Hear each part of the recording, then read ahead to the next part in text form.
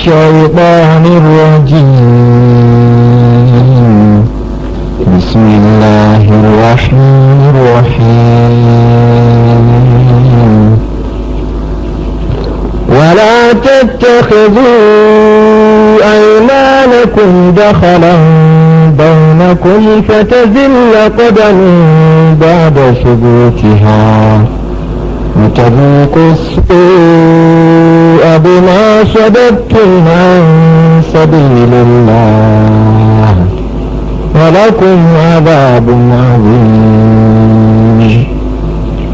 ولا تشتروا بعهد الله ثمنا قليلا إنما عند الله هو خير لكم إن كنتم تعلمون. ما عندكم ينفد وما عند الله باق ولنجزين الذين صبروا أجرهم بأحسن ما كانوا يعملون. من عمل صالحا من ذكر أو أنثى وهو مؤمن فلنحيينه حياة طيبة ولنجزينهم أجرهم بأحسن ما كانوا يعملون. فإذا قرأت القرآن فاستعذ بالله من الشيطان الرجيم. إنه ليس له سلطان على الذين آمنوا وعلى ربهم يتوكلون. إنما سلطانه على الذين يتولونه والذين هم به مشركون. وإذا بدلنا آية مكان آية والله أعلم بما ينزل قالوا إنما أنت مفتر بل أكثرهم لا يعلمون. قل نزله روح القدس من ربك بالحق ليثبت الذين آمنوا وهدى وبشرى للمسلمين. ولقد نعلم أنهم يقولون إنما يعلمه بشر لسان الذي يلحدون إليه أعجمي وهذا لسان عربي مبين. إن الذين لا يؤمنون بآيات الله لا يهديهم الله ولهم عذاب أليم. إنما يفتر الكذب الذين لا يؤمنون بآيات الله وأولئك هم الكاذبون. من كفر بالله من بعد إيمانه إلا من أكره وقلبه مطمئن بالإيمان ولكن من شرح بالكفر صدرا فعليهم غضب من الله ولهم عذاب عظيم. ذلك بأنهم استحبوا الحياة الدنيا على الآخرة وأن الله لا يهدي القوم الكافرين. أولئك الذين طبع الله على قلوبهم وسمعهم وأبصارهم وأولئك هم الغافلون. لا جرم أنهم في الآخرة هم الخاسرون. ثم إن ربك للذين هاجروا من بعد ما فتنوا ثم جاهدوا وصبروا إن ربك من بعدها لغفور رحيم يوم تأتي كل نفس تجادل عن نفسها وتوفى كل نفس ما عملت وهم لا يظلمون صدق الله العظيم. أعوذ بالله من الشيطان الرجيم. بسم الله الرحمن الرحيم. اللهم إن كان رزقنا في السماء فأنزله لنا وإن كان رزقنا في الأرض فأخرجه لنا. اللهم إن كان رزقنا بعيدا فقربه لنا وإن كان رزقنا قريبا فيسره لنا. اللهم إن كان رزقنا قليلا فكثره لنا وإن كان رزقنا كثيرا فبارك لنا فيه. ونشهد أن لا إله إلا الله ولي الصالحين القائل في حديث القدسي الجليل يا عبدي أنت تريد وأنا أريد ولا يكون إلا ما أريد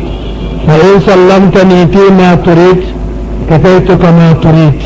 وإن لم تسلمني فيما تريد أتعبتك فيما تريد ولا يكون إلا ما أريد. وأشهد أن سيدنا ونبينا وعظيمنا وحبيبنا محمدا رسول الله صلى الله عليه وسلم وصحابته الغر الميامين. وارحم اللهم مشايخنا ووالدينا وأمواتنا وأموات المسلمين أجمعين. شيخنا wannan masallaci na musabon masallaci na reshen ƙulƙula gada sogai a yau a jiya ƙulƙula a yau kuma gada sogai ko haka ne ne ce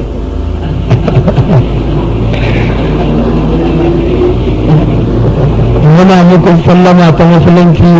wahiya assalamu alaikum wa rahmatullahi wa barakatuh. wannan kungiya kenan ta jama'atul zalatul bid'a wa iqamatus sunna wacce Sheikh Ismail Idris ya assasa. Allah ka ji kanna, Allah gafarta wa mana, Allah ya ɗayyaba zuriyar mana. wanda take karkashin halifan malam na farko Sheikh Muhammad Sani Yanawa Janjar. muna roƙon Allah ƙara masa imani, ya ƙara masa juriya, ya ƙara masa dauriya.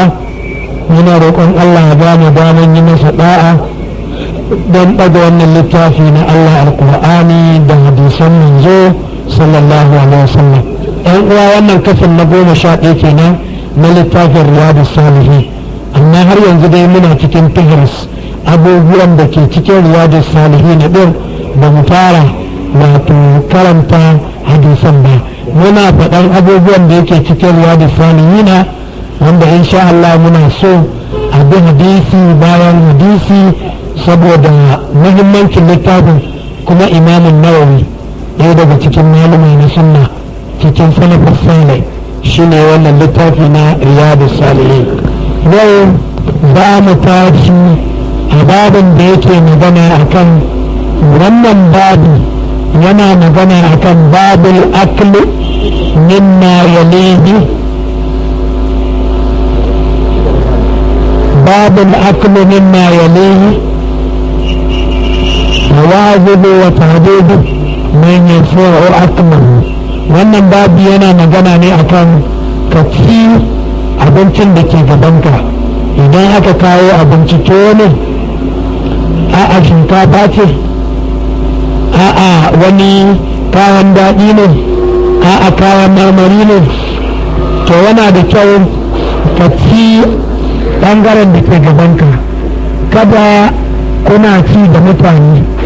ya zama gabanka ka gama da naman da ke gabanka ka tafi gaban wani ka lalubo naman ka cinye. hakan babu kyau, kuma babu ya zo a kan magana a kan hakan. shan abin da yake kusa da mutum da kuma yi wa mutum wa'azi. idan aka ga mutum ya saba wannan, an ana iya masa wa'azi, in kuma yaro ne ana iya masa adab shine ko abu jahalin ko a nuna masa kan masarki yin haka. Idan aka kawo abinci ga shi nan an kawo gaban ko biyu ne za ku ci abincin, ko uku ne za ku ci abincin, ko hudu ne za ku ci abincin, a'a ko biyar ne za ku ci abincin, ko goma ne za ku ci abincin. Shin abincin nan to da miya ne a haɗe ko to ne daban miya daban. To an samu ibn umar, an samu hadisi daga an umar bin abi salma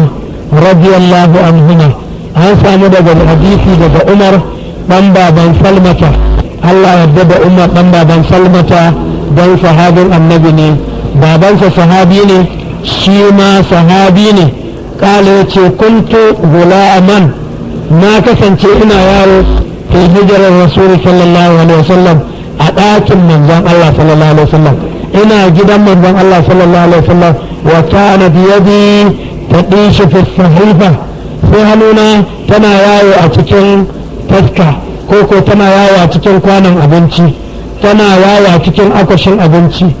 Sai na bar gabana, sai na je na ɗauko nama,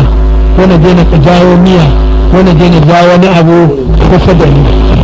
Annan yana tare da annabi ne sallallahu alaihi wasallam, mai annabi sallallahu alaihi wasallam ya ce masa, sai annabi sallallahu alaihi wasallam ya ce masa fa qala li, sai ya ce min wane ne ya ce masa rasulullah sallallahu alaihi wasallam ya gudani. Sai da annabi ya kira sunansa sai ya ce sallallahu ta'ala, na ga ka fara baka ambaci sunan Allah ba, in za ka ci abinci ka fara da cewa bismillahir rahmanir rahim, in za ka ci abinci bismillah rahmanir rahim, ko ka ce bismillah, saboda hadisi ya ce kullu amrin zai balin lam yabda fihi bismillah fa huwa aftar. Duk wani aiki mai lada, duk wani aiki mai albarka, idan aka fara da hau bismillah ba, to wannan aiki mai yankakken albarka ne. In za ka ci tuwo ne bismillah, ka fara da bismillah. In za ka sha ruwa ne bismillah,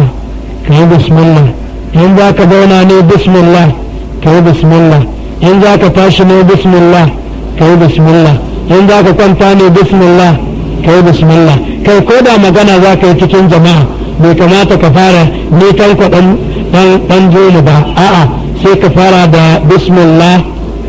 alhamdulillah, wassalatu wassalamu ala rasulillah. innahu min sulaiman wa innahu bismillahir rahmanir rahim. Allah ta'ala alayya wa atuni muslimin. Kun ji a kisan annabi Sulaiman alaihi salam,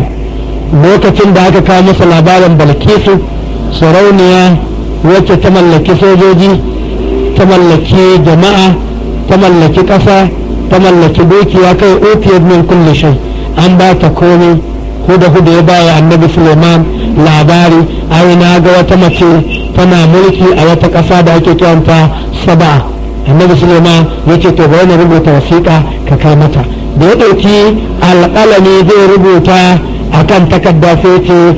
bismillahir rahmanir rahim innahu min Sulaiman. Wannan wasiƙa daga wajen annabi Sulaiman ne, kuma ta fara ne wasiƙar bismillah da sunan Allah ar-Rahman, magamin kyauta duniya, ar-Rahim mai jin kan mu'minai a lahira.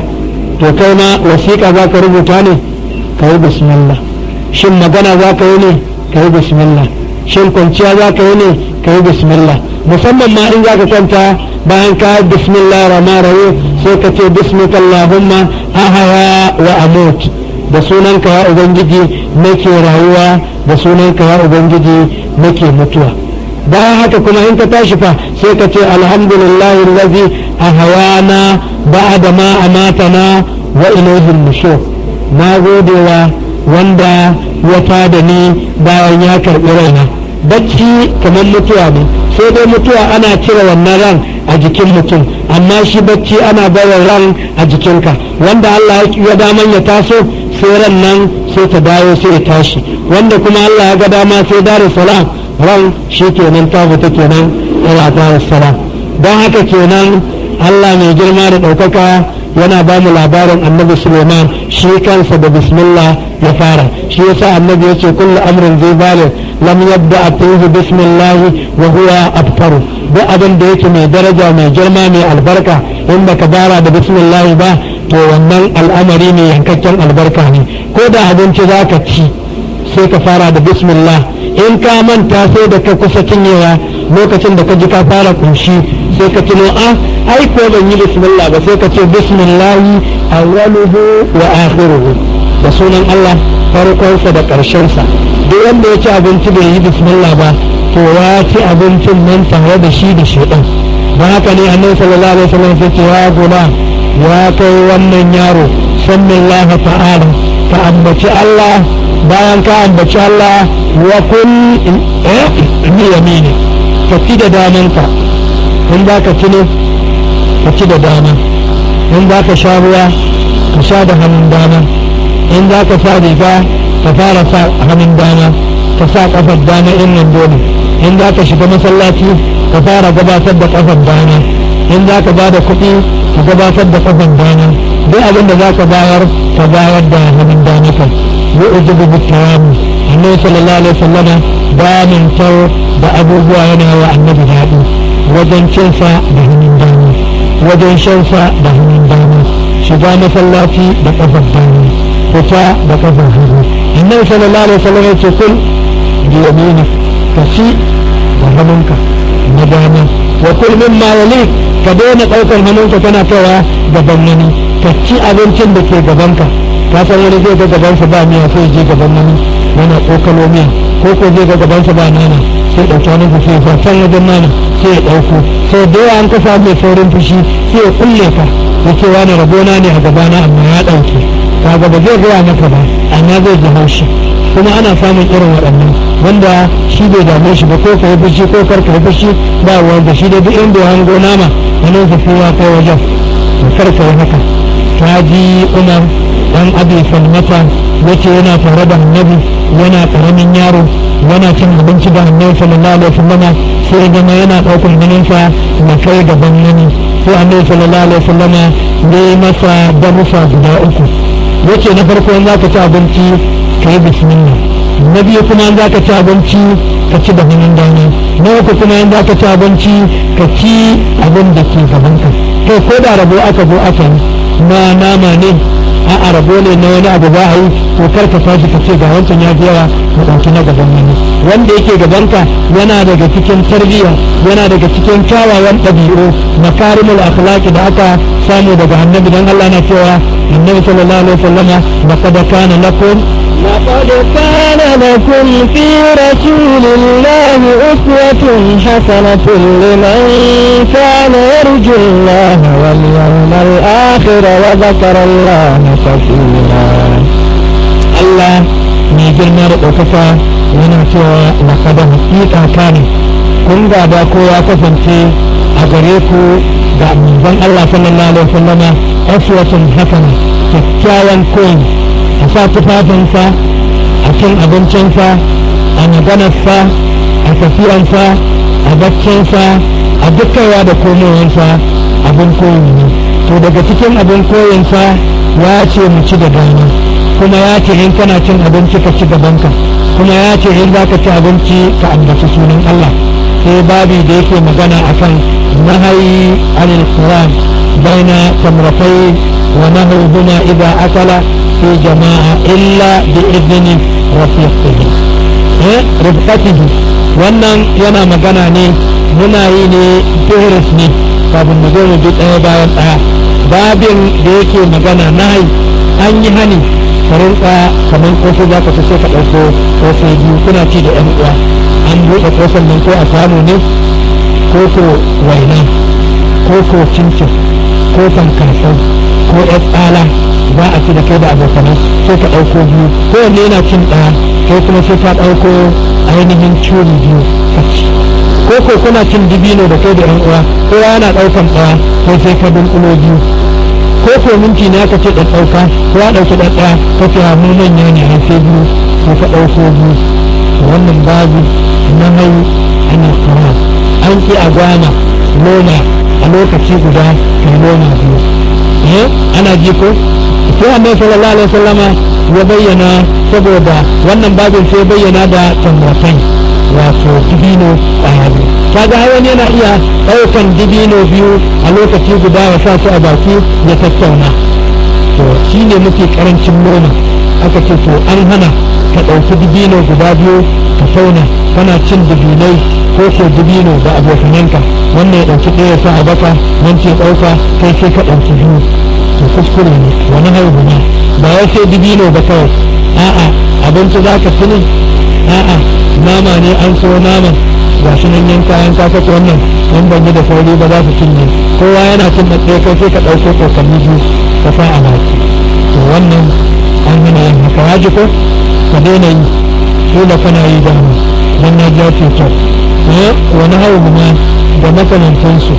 za a kalafin jama'a amma wannan ya keɓanta ne idan kana ci da ɗan uwa amma an kai kaɗai ne kana iya ma sa uku a baki naka ne amma kun sa akwai mai haɗama ko ya sa wannan noma bai gama tauna noman ba ya daɗa ɗauko wani ya sa in nama ne haka wani ma ba zai tattauna shi ba wani ma sai ya shaƙe ka wani ma sai ya dame ka ba haka ne idan akala fil jama'a in za ka ci da jama'a to kada ka rinka ɗaukar nomi da su illa bi izinin rafsafihi sai dai da izinin abokanan tafiyanka ko abokanan cin abincin naka kake to ni kun san babban baki ne gani an na sa ɗin sai na ji kamar ban san su ba ku yi min izini na rinka sa zuwa to wannan suka ce ba laifi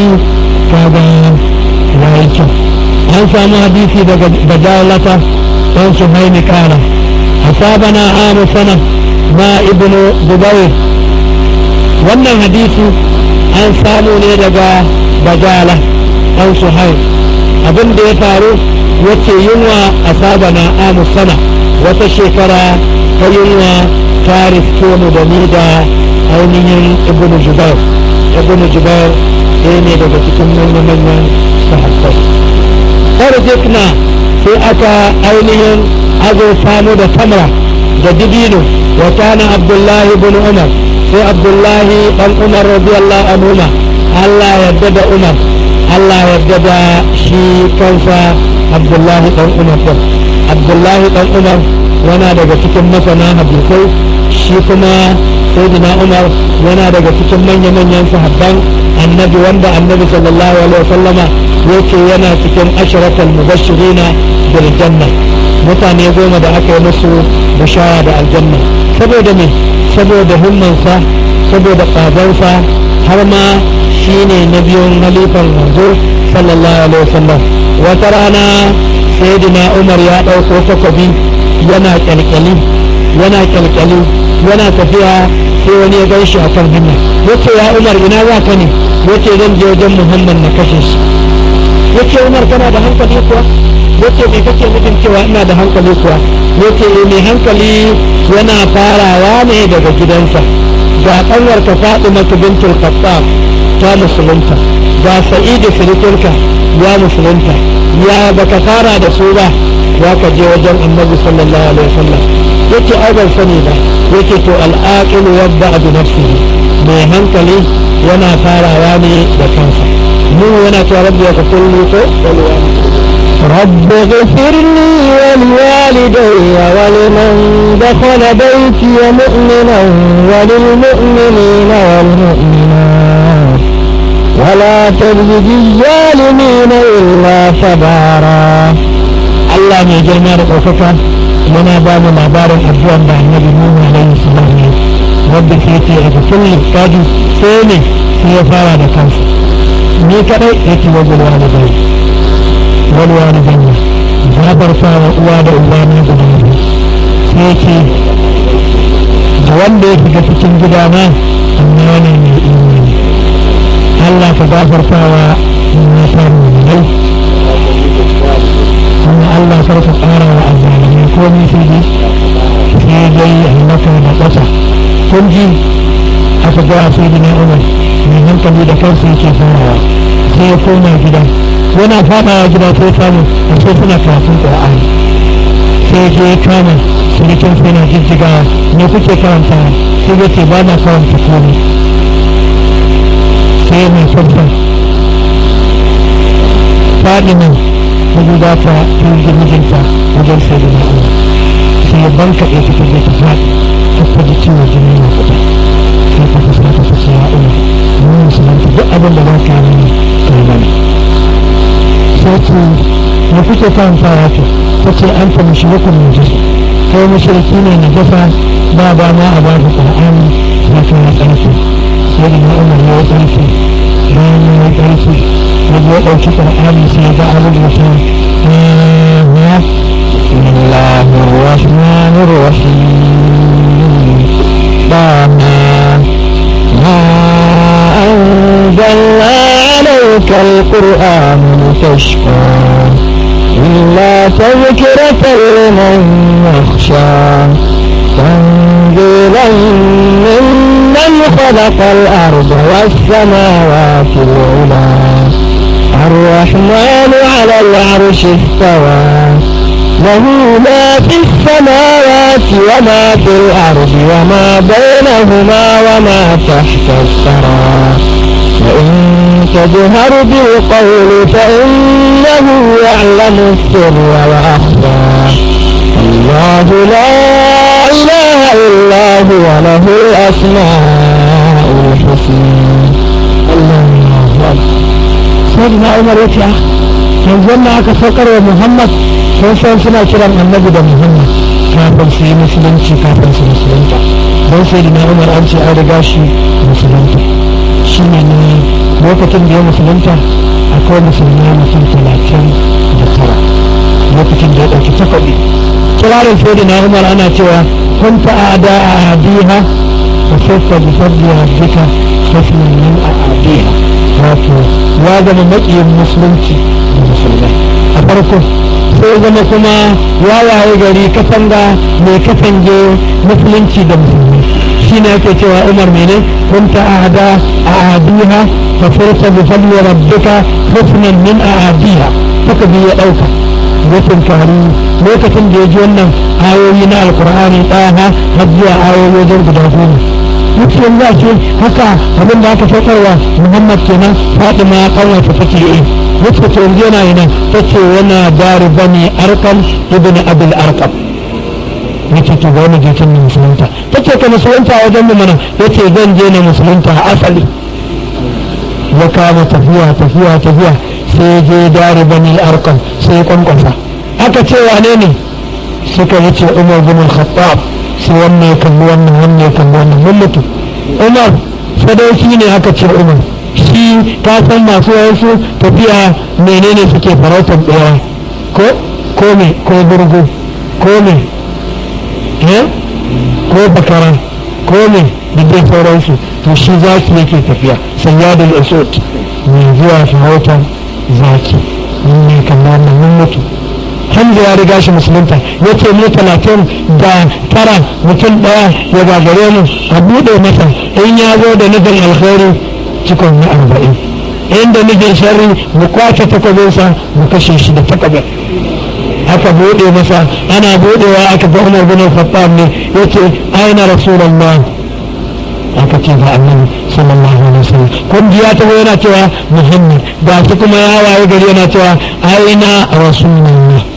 ina manzon Allah sallallahu alaihi wasallam aka ce gashi sai ce ashhadu an la ilaha illallah wa anna muhammadan rasulullah haka ya kabbara Allahu akbar Allahu akbar Allahu akbar lokacin sallan azhar ne yayi annabi ya ce to ai alwala ne sai dai sai da namar ce me za a yi a koyi ce za mu yi sallah don kar a gane mu a makka anan muke yace alasna ala alhaq ya rasulullah ba gaskiya muke ba ya manzo Allah annabi yace akan gaskiya muke yace to wallahi ba za mu koya al'amarin da Allah ya bayyana lokacin aka bayyana da'awa na fita sai da suka dangana da ɗakin Ka'aba Allahu akbar Umar al-Faruq kenan lokacin da Annabi sallallahu alaihi wasallam ya baka sai ce Umar al-Faruq Umar mai raba ƙarya da gaskiya. Allah ka yarda da Umar. To wannan hadisi ɗan sai rawaito, Allah ka yarda da ɗan da ma'aifin, dukansu sahabban annabi ne sallallahu alaihi wa sallam. Me suka rawaito mana ne? Sun rawaito mana kamar yadda ya zo a nan cewa muna tare da Jubair, muna tare da Ibnu Jubair a lokacin da aka yi yunwa a wata shekara ta tsanani, babu abinci sai Allah ya azurta mu da dubino. Wa kana Abdullahi ibn Umar, sai Abdullahi dan Umar Allah ya yarda da shi da ma'aikin ya zo mana da mene yace ya amuruna wa nahnu ma'akum, yana umarnin mu. Annabi sallallahu alaihi wasallama ya hana a gama dubino biyu a sa a baka, to kai tsoka biyu kake ɗauka ka sa a baka, noma biyu kasuwa kake yi ka sa a baka wanda ta kai na uku domin ɗaya ba ko biyu. Yana ji ko lallai ne sun ma ya kuna illa an yasta'zina rajulu akhahu muttafaqu alai. In za ka yi za ka ɗauki dibino in ana ci guda biyu, wato kamar a kawo muku dibino a cikin kwano, ko a kawo muku cincin a cikin kwano, ko a kawo muku wani abin a cikin kwano, ko a kawo muku wani abinci wanda yake mulmule ne guda a cikin kwano za ku ci, to ka rinka cin ɗaya kana ɗaukan ɗaya kana ci sai ka gama tonawa ka tabbatar ya tono sai ka daɗa ɗaukan wani. Kar ka yi haɗama, kar ka rinka ɗaukan noma biyu ko ka rinka ɗaukan dibino biyu. Nan hadisin yana karantar da mu ba wai sai dibino ba, don wani zai ce ai dibino aka hana amma sauran abinci ba damuwa. Sauran abinci ba damuwa idan shi wannan abokin cin naka ko abokanan cin naka sun yadda ka ci fiye da ɗaya. Kana iya ɗaukar to ni an na sa ɗaya sai na ji kamar ba komai a bakina, sai na sa dibino ko sai na sa loma biyu a baki ko tsokane biyu tukunna nake iya taunawa. Suka ce to ba damuwa, ai kowa zai ci rabonsa ne. To wannan kana iya yin haka. Yana ji ko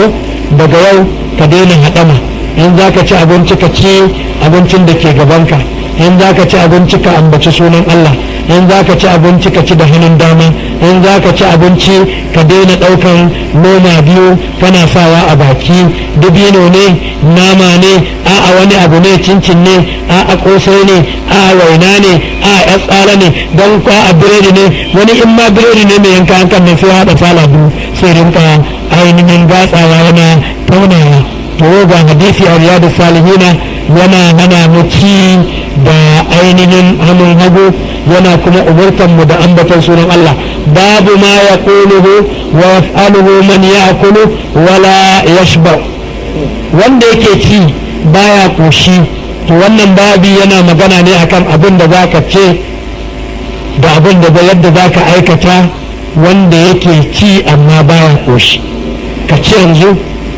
ba ka koshi, ka ci anjima ba ka koshi, me za ka ce? Wannan shi ma an samu hadisi wanda aka rawaito daga wahashi ibnu harb radiyallahu an anna ashabar rasul sallallahu alaihi wasallam qalu ya rasul allah inna na'kulu wala nashba'u qala fala'allakum taftariqun قالوا نعم. قالوا اجتمعوا على طعامكم واذكروا اسم الله يبارك لكم فيه. رواه أبو داود. ga wani ladabi na cin abinci. In za ka ci abinci ka samu abokinka ku ci tare, in za ka ci abinci ka samu abokananka ku ci tare. Wannan abinci Allah yana sa masa albarka, wannan abinci kuma yana ƙara yawa. Wannan abinci in kai kaɗai ne zai kosar da mutum biyu, abincin mutum biyu zai kosar da mutum uku, abincin mutum uku zai kosar da mutum hudu, abincin mutum hudu zai kosar da mutum biyar. kun ji ko? ليس عليكم جناح أن تأكلوا جميعا أو أشتاتا فإذا دخلتم بيوتا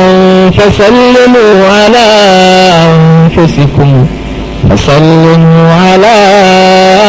أنفسكم تحية من عند الله مباركة طيبة Allah mai girma da ɗaukaka ya ce idan aka zo cin abinci to babu laifi kuna iya ci kowa ya ci nasa nasa alaikum junaha an takulu jami'an babu laifi ku ci abinci ko biyu ko ku ci abinci ko uku ko ku ci abinci ko hudu ko ku ci abinci ko biyar ko ku ci sama da haka saboda me saboda akwai albarka a irin wannan abincin shine Allah ya ce laysa alaikum junaha babu laifi ku ci abinci gaba ɗayan ku a cikin jama'a zai kai miyan kalami ne wannan abokin ka yayi dage rage kaga za ka ɗan shashe bakin ka ko ba haka ba zai naka kuma shinkafa da wake ne wancan kuma yayi kuka wanda yake an sa mata man shanu kaga za ka ji ɗan daɗi daɗi ko ba haka ba zai wancan nasa da yaji kai kuma kana da irin ciwo na ƙarsa ba ka son yaji ba yaji kaga akwai dai falala akwai albarka kuma da yake shiga haka kuma babu laifi kowa ya ci kamar a gidanka kai kaɗai ne a anguwanku ba ku da waɗansu abokanai da za ku haɗu ku ci ba kowa ke dawa da wuri ba to babu laifi ku ci Allah mai jama ɗaukaka ya ce ashtatan ko ku ci daban-daban ci naka in ci nawa ba ruwa ba ne in ji hausawa to amma hadisi ya ce yan kai kaɗai ne kake cin abinci in ba ka ƙoshi to ka nemi abokinka ku ci tare in kana ci tare da abokin za ka ƙoshi Allah ce in ba ku shiga gida to ku yi sallama wa karan kanku zai ka je gidan da yake akwai wani kafin ka shiga gida sai ka sallama assalamu alaikum sai ka tsaya ka yi shiru na shigo in ka ji shiru ka dan jima kaɗan sai ka ƙara sallama assalamu alaikum na shigo in ka ji shiru sai ka dan jira can an jima kuma sai ka ƙara assalamu alaikum na shigo in kai uku ba amsa ba to ka tafi haka hadisi ya zo na manzo sallallahu alaihi wasallam kuma idan aka kai sallaman da akwai wanda za su yi salamu suna sallaman suna shiga a ba haka ake ba in kai sallaman za ka dakata tukunna sai an ce ka shigo kila wani ya shirya abincinsa mai daɗi ya shirya naransa ya baje kowane ƙoyi ga shi ko marowaci ne baya so ka gani yaya na shigo sai ya kinkinsa ya sa ƙarƙashin gado ce to shigo mana yanzu shi ya sa ake so sai ka nemi izinin a da shigo bayan ka yi sallama don muna ganin wani yana sallama yana shiga don haka babu kyau haka in ka yi sallama sai an ce shigo sai ka shiga yana ji ko wani yana tambayan annabi ya rasulullah ko da mahaifiya ta ce don shiga inda take sai na yi sallama na dakata ta ba ni izini annabi ya ce kana so ka ga mahaifiyarka tsirara ya ce ma'azallah Allah ya tsare ni ya rasulullah ya ce to ka yi sallama kafin ka shiga don haka ne a nan kenan yana nuna in kuma gida babu kowa kamar gidanka ne ko wani shago ne karka ce ai babu kowa ba za ka yi sallama ba a sai ka yi wa karan kanka sallama shi ma ka yi sallama ko da ɗaki za ka shiga ɗakin ka ne ba kowa in ka shiga ka yi sallama ko da gidanka ne za ka shiga in za ka shiga ka yi sallama karka ce ai ɗaki na ne a'a ka yi sallama bayan haka a nan abin da yake ce mana sai menene kuma ayan take cewa wannan tafiya Allah ne karantar ya kuma karantar da mu daga wajen ubangiji mai albarka mubarakatan kuma tsarkakakkiya kun ji siffanta assalamu alaikum din nan gaisuwa ce ta yan aljanna gaisuwa ce salamun salamun ko kada ku ruha Allah mai girma ɗaukaka yana cewa a wata aya kuma yana nuna cewa gaisuwarsu salamun salamun tahiyyatuhum fiha salam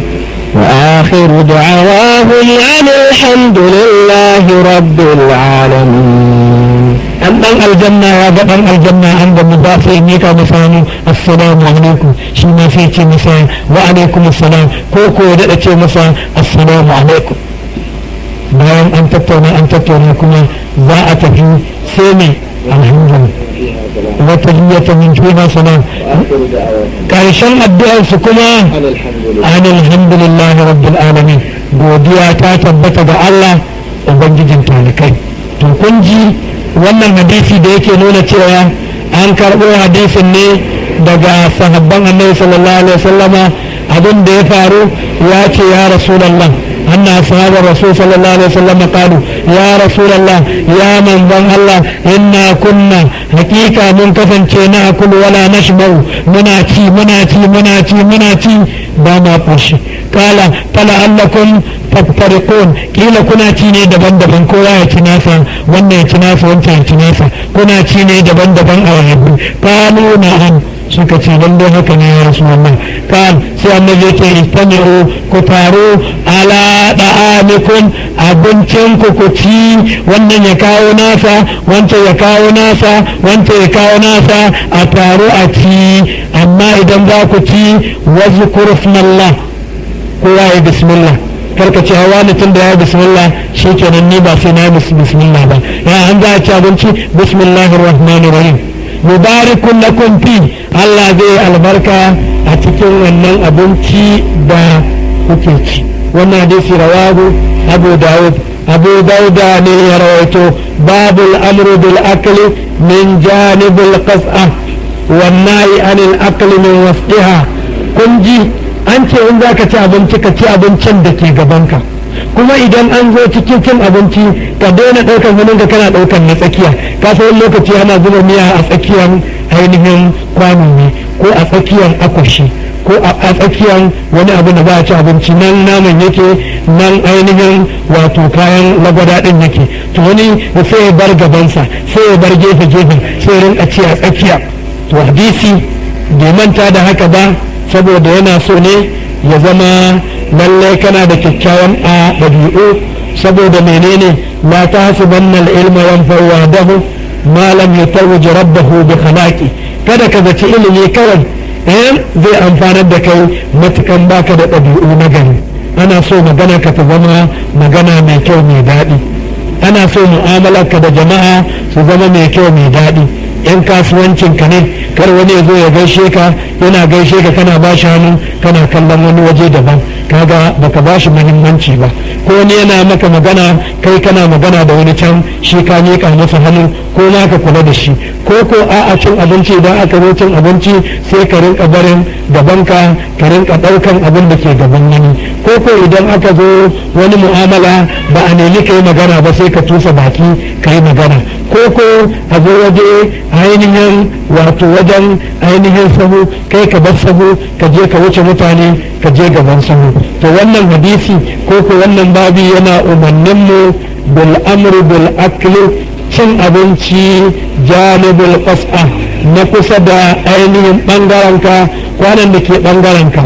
ko akwashin da yake bangaranka ko a'a abincin da yake kusa da kai ta bangaranka shine zaka ci wannan hai anil akli min wasdiha an hana ci a tsakiyar wannan akwashi ko a tsakiyar wannan kwano ko a tsakiyar wannan faɗi ka mutu ko a tsakiyar duk abin da kake cin abinci a ciki wato haka zo cin abinci kada ka bar gabanka ka je kana ɗauko ainihin da tsakiya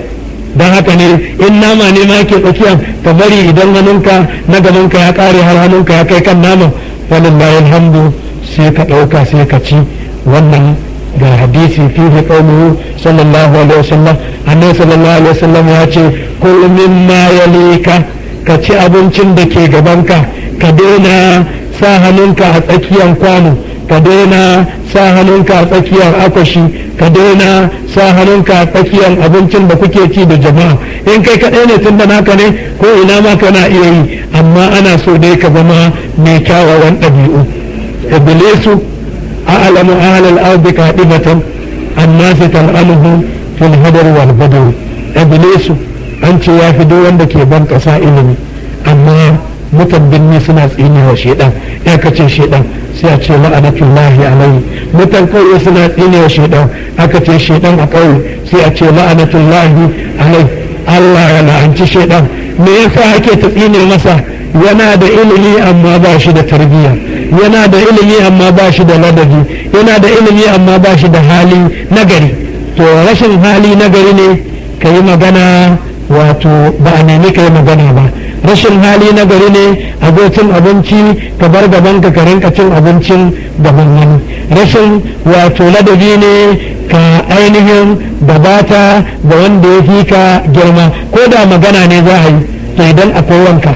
in za a yi magana kowa ana so ya yi magana to wannan ka fara magana kafin kai ka yi magana. in akwai wani dattijo wanda kake ganin lallai ya farfara ya girme ka to ko da magana ne da bayani to sai a fara da shi wannan wanda ya ainihin girma din nan ko ko wannan babban mutum. don haka ne ana so duk abin da za ka yi ya zama ka damantar da shi.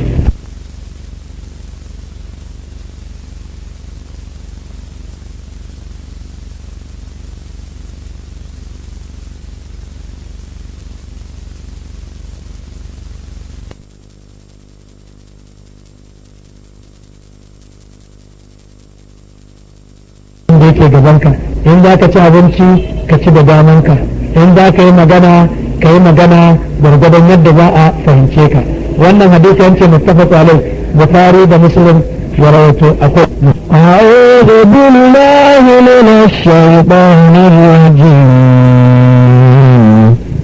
bismillahir rahmanir rahim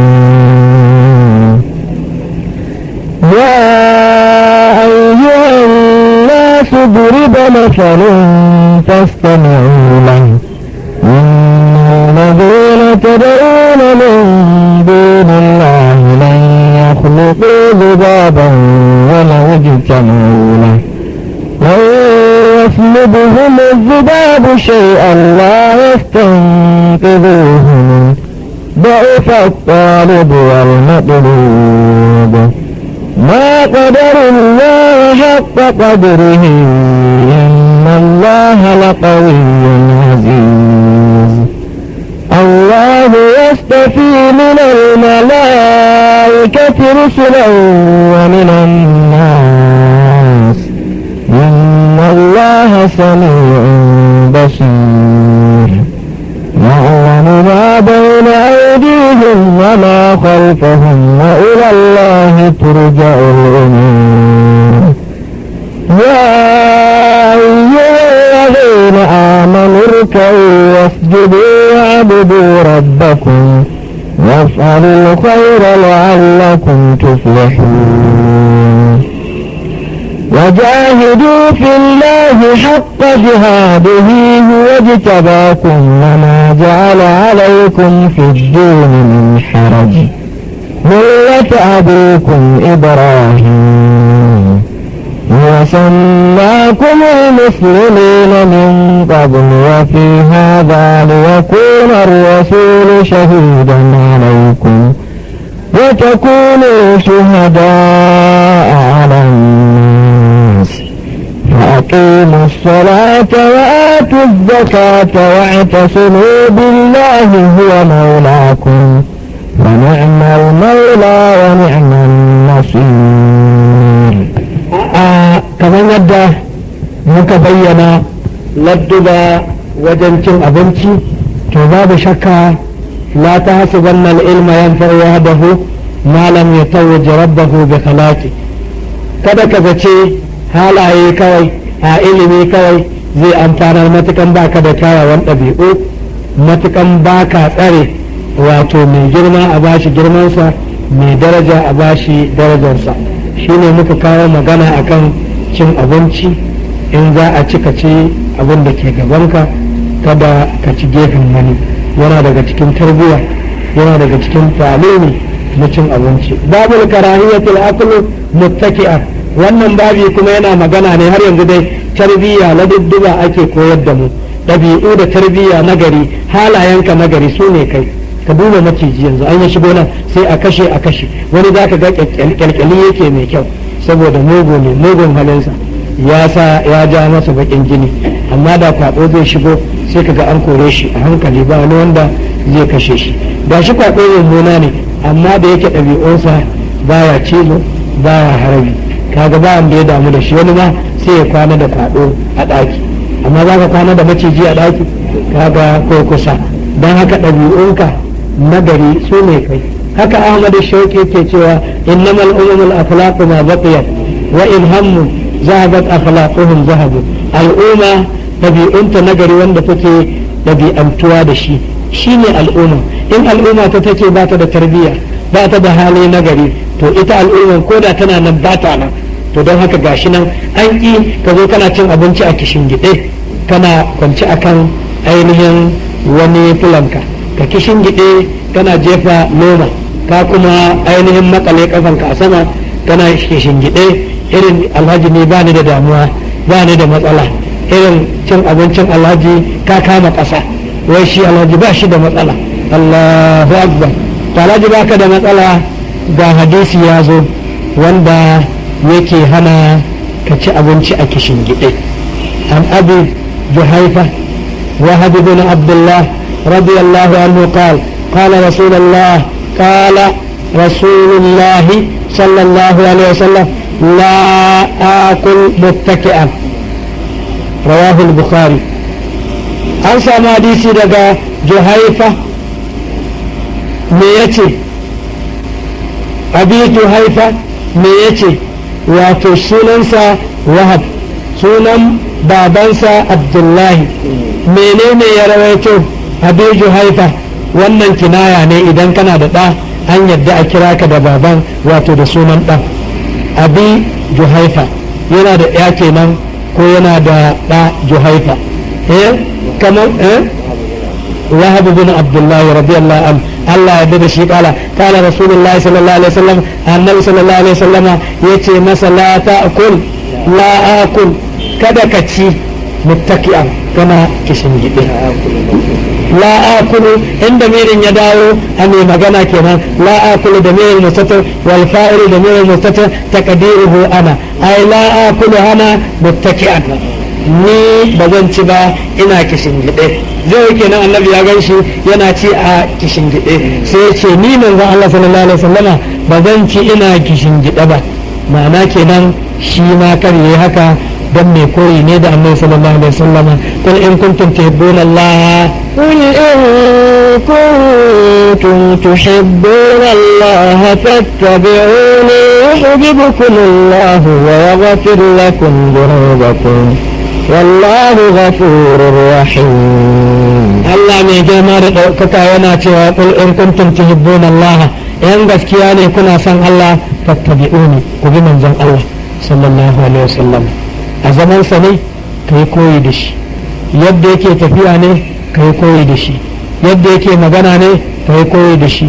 yadda yake ci ne ka yi koyi da shi yadda yake sha ne ka yi koyi da shi yadda yake bacci ne ka yi koyi da shi in kuntum tuhibbuna Allah wattabi'uni in kuna so Allah ya so ku bi ni fa yaghfir lakum dhunubakum yuhibbukum Allah wannan sai ya zama Allah ya so ku san manzon Allah yana jawo ma sallallahu alaihi wasallama yana jawo ma Allah ya soka sai Allah ya so ku wa yaghfir lakum dhunubakum kuma ya gafarta muku laifuffukan ku san manzon Allah yana sa a gafarta mutum laifinsa baki ɗaya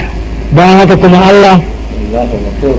dan Allah mai yawan gafara ne mai yawan jin kai ya muslimin tadda'in islam majjana Allah aqamta ala da'awaka burhana ta'asil ilaha wa anta tuzhiru hubbahu la amri fil qiyas shami'u in kana hubbuka sadiqan la atatahu innal muhibba liman yuhibbu muti'u yace ya muslimin tadda'in islam majjana ya kai musulmi kana raya musulunci ne a baka kawai annabi sallallahu alaihi wasallama ya ce kar a ci da hannun hagu kana ci da hannun hagu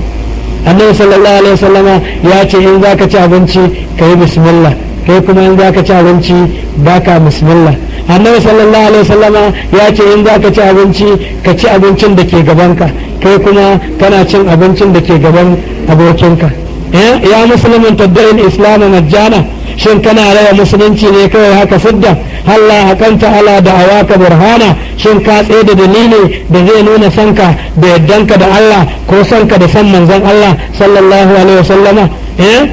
in kana hubbuka sadiqan la atatahu in dai soyayyanka ta gaskiya ne kana san Allah kana san manzon Allah to ka bi abin da Allah ya ce ka bi abin da manzon Allah sallallahu alaihi wasallama ya ce annabi ya ce kada ka ci kana kishin gide kaga kenan balle kuma ka ci kana kwance har ma an samu cewa kana cin abinci karka kwanta, kana cin abinci kana kwantawa yana jawo ciwon zuciya. Ka bari abincin ya dan narke kaɗan ko ka samu abincin ya dan sarara kaɗan, musamman ma nan ya zo cin abinci sai ya ji daren dakan cikin ya cika cif ne shi ma da ƙyar yake yi. Annabi ya ce ma mala ibnu adam a'a sharrun bin batni in kana la muhala fa sulusun li da'ami wa sulusun li sharabi wa sulusun li nafsi, cewa lalle mutum ba zai cika bokiti ko abin ainihin makoshinsa ya zama mafi sharri ba kamar mutum ya cika cimbinsa cif wato in ka cika cikin ka cif inda ko nishi ma da kyar kake wani fa sai ya dan kwanta tukunna ya samu ya dan sarara. To annabi sallallahu alaihi wasallam ya ce in kana la muhala, ko da yake da rayuwa ba za ta yi ba abinci, ka sulusun lida'ani sai ka kasa cikin ka kashi uku, kashi na abinci, kashi na ruwa, kashi na iska, sai ka samu lafiya ka zauna lafiya kuma abincin ya amfanar da kai ya kuma ainihin ƙara maka lafiya. Allah ka sa mai koyi da annabi. Yace in kana hubbuka sadiqan wala afafahu, in soyayyanka gaskiya ne ka bi manzon Allah. Innal muhibba liman yuhibbu muti'u, wanda yake so ga wanda ake son sa mai biyayya ne a gare shi. To gashi nan annabi sallallahu alaihi wasallama yace ni ba zan ci ba ina kishingide, yana ga yare ne abi juhaifa, wato ma'ana kenan kar ya ci yana kishingide, an hana ci a kishingide. Haka nan kenan wannan yana nuna tunda a kishingide shine kaman ka dan karkace akan wato fulanka, kana zaune daren haka shine zama ko odan kenan zama, amma an kai haka ta kishingide a jikin ainihin wani fulo kaman zaman nan na masu hali, to a lokacin da kai wannan zama na alhaji baka da matsala, to an ki ka ci abinci a irin wannan zama, domin gashi annabi ce ni ba na cin abinci a kishingide sai dai a zaune kenan. An fi so ka ci abinci a zaune. Wannan babin gashi mun samu hadisin da rawahul bukhari, imam al-bukhari ya rawaito wannan ainihin wato hadisi. An samu hadisi kuma daga Anas radiyallahu an qala ra'aytu rasulullahi sallallahu alaihi wasallam jalisan muqiyan ya'kulu tamra. Annabi sallallahu alaihi wasallam kun ji Anas ya rawaito hadisi. Me Anas yace? Anas yana daga cikin sahabban annabi waɗanda suka ga annabi. Akwai hadisin annabi na aiki, akwai hadisin annabi na faɗa, akwai hadisin annabi na tabbatarwa. To wannan ya gani ne ra'ayal aini, annabi yana cin abinci jalisan a ainihin wato muqiyan, yana zaune daram daƙam a ina ba a kishin gide ba, ya akulu tamra, yana cin dibino. Kaga dibino ai kana iya ci a kishingide tunda ba to bane kila ya bata maka riga, ba miya bane kila ya dame ka, domin a kishingide zai ka dauko noma ta fadi ta bata riganka, kaga ka samu koyi. Shi yasa ake so ka ci a zaune. To amma kila wani ya ce kaman dibino ba damuwa, kaman gyada ba damuwa, kaman alewa ba damuwa, kaman rake ba damuwa, kaman abubuwa dai da ake ci kanana. Sai hadisi ya zo cewa ya ga Anas ya ga annabi sallallahu alaihi wasallama yana cin dibino ma, amma yana zaune daren dakan tukunna. To ana bukata mai koyi da annabi sallallahu alaihi wasallama, dan Allah ce wa innaka la'ala khuluqin azim. Allah mai girma da daukaka yana cewa annabi kun ji tazkiya, wa innaka haqiqa kai la'ala khuluqin azim, kana kan ɗabi'u masu girma. Kun ji shaida ce daga Allah zuwa ga manzon Allah sallallahu alaihi wasallam. Allah kuma ya ce a cikin alkur'ani an ɗaga ambaton annabi sallallahu alaihi wasallam. Wa rafa'na laka dhikrak, Allah ya ɗaga ambaton annabi sallallahu alaihi wasallam. Ana so in addu'anka kana so addu'a ta karɓo ka fara da Allahumma salli ala Muhammadin wa sallim. In ka gama addu'an ka rufe da Allahumma salli ala Muhammadin wa sallim. Addu'an da aka fara da salatin annabi aka rufe da salatin annabi yana daga cikin addu'a karɓaɓɓe. kaman addu'an da kai lokacin da kai azumi tana daga cikin addu'a karɓaɓɓiya, kaman addu'an da kai lokacin da ake ruwan sama tana daga cikin addu'a karɓaɓɓiya, kaman addu'an da kai lokacin da kake cikin tafiya ka kama hanya ne zaka tafi Kano kana addu'a a lokacin da ka kai Kano ne ko a'a ka tsaya ne a wani masallaci lokacin sallan azhar ne ko la'asar ne ko magariba ne zaka yi ka roki Allah to addu'an da kai a lokacin da kake cikin tafiya addu'an karɓaɓɓiya ce. Haka addu'an da kai kuma lokacin da aka zalunce ka karɓaɓɓiya ce. Haka addu'an da kai ranar juma'a karɓaɓɓiya ce. Haka addu'an da kai lokacin da aka kira sallah kafin a tada iqama karɓaɓɓiya ce. Haka nan kuma addu'an da ka fara da Allahumma salli ala Muhammadin wa sallam sai ka roki Allah ka san ina da bukatan dukiya, Allah ka san ina da bukatan jari, Allah ka san ina da bukatan aure, Allah ka san ina da bukatan gida, Allah ka san ina da bukatan mota, Allah ka san ina da bukatan kaza sai ka fara da Allahumma salli ala Muhammadin wa sallam da ka gama kuma sai ka rufe da Allahumma salli ala Muhammadin wa sallam. to nan addu'a karɓaɓɓiya ce. to gashi kuma tunda Allah ya yabi annabi ya kuma daga darajarsa ya kuma ce mu koyi da shi yana jawo mutum rahama, koyi da shi yana jawo mutum gafara, koyi da shi yana jawo mutum yardan Allah. to annabi ya hana ka ci abinci a kishingide. babul istihbabul akl bi salasa asabi wa istihbabul aql asabi wa karahiyatu masiha qabla laqiha wa istihbabul aql fas'ah وأكذ اللقمة التي سقط منه وأكلها وجواز مسيها بعد اللعق بالسائد والقدم وغيرهما. wannan babi kaga babu laifi ga shi ma an samu annabi sallallahu alaihi wasallam ya sa an ya uku haka ya ci wani abincin da ya gama ci sai ya tsotse hannunsa. wannan babu yana magana ne akan ya halatta in abinci ne kana ganin cewa kar ka sa hannunka gaba ɗaya karancin ruwa wajen wankewa ko kar ka sa hannunka ya zama hannunka gaba ɗaya ya shiga cikin wannan ƙwarya ko ya shiga cikin wannan miya ko ya shiga wannan abinci ba abin da yake bukatan bane a sa hannu gaba ɗaya sai ka ɗan sa ɗan yatsa sai ka ɗebo sai ka sa. to wannan babu laifi ga babin hadisi ya zo annabi da kansa ya ci da ɗan yatsu uku kuma ana so ka siɗa hannunka kar ka ci abinci sai ka ɗauko tayo sai ka goge hannun a'a ka siɗe tukunna bayan ka siɗe don ka goge ka wanke ba damuwa amma dai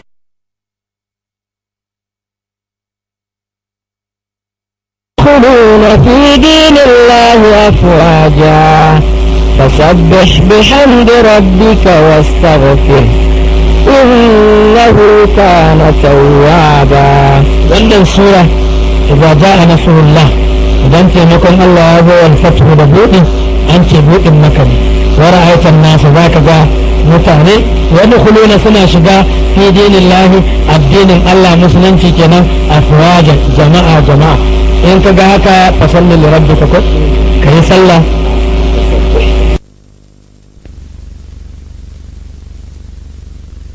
da yake gabanka in za ka ci abinci ka ci da damanka in za ka yi magana ka yi magana gwargwadon yadda za a fahimce ka. wannan hadisi an ce muttafaq alai bukhari da muslim ya rawaito. akwai أعوذ بالله من الشيطان الرجيم بسم الله الرحمن الرحيم. يا أيها الناس ضرب مثل فاستمعوا له إن الذين تدعون من دون الله لن يخلقوا ذبابا ولو اجتمعوا له وإن يسلبهم الذباب شيئا لا يستنقذوه منه ضعف الطالب والمطلوب ما قدر الله حق قدره إن الله لقوي عزيز. الله يصطفي من الملائكة رسلا ومن الناس إن الله سميع بصير. يعلم ما بين أيديهم وما خلفهم وإلى الله ترجع الأمور. يا الذين آمنوا اركعوا واسجدوا واعبدوا ربكم وافعلوا الخير لعلكم تفلحون وجاهدوا في الله حق جهاده هو اجتباكم وما جعل عليكم في الدين من حرج ملة أبيكم إبراهيم وسماكم المسلمين من قبل وفي هذا ليكون الرسول شهيدا عليكم وتكونوا شهداء على الناس فأقيموا الصلاة وآتوا الزكاة واعتصموا بالله هو مولاكم ونعم المولى ونعم النصير. kamar yadda muka bayyana ladduba wajen cin abinci to babu shakka la tahsabanna al-ilma yanfa'u wahdahu ma lam yatawaj rabbahu bi khalaqi kada ka zace halaye kawai a ilimi kawai zai amfanar matukan baka da kyawawan ɗabi'u matukan baka tsare wato mai girma a bashi girmansa mai daraja a bashi darajarsa shine muka kawo magana akan cin abinci in za a cika ci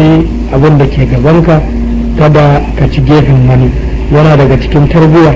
yana daga cikin talimi na cin abinci babul karahiyatul aklu muttaki'a wannan babi kuma yana magana ne har yanzu dai tarbiyya na dudduba ake koyar da mu ɗabi'u da tarbiyya na gari halayenka na gari su ne kai ka duba maciji yanzu an yi shigo nan sai a kashe wani za ka ga kyalkyali yake mai kyau saboda mugu ne mugun halinsa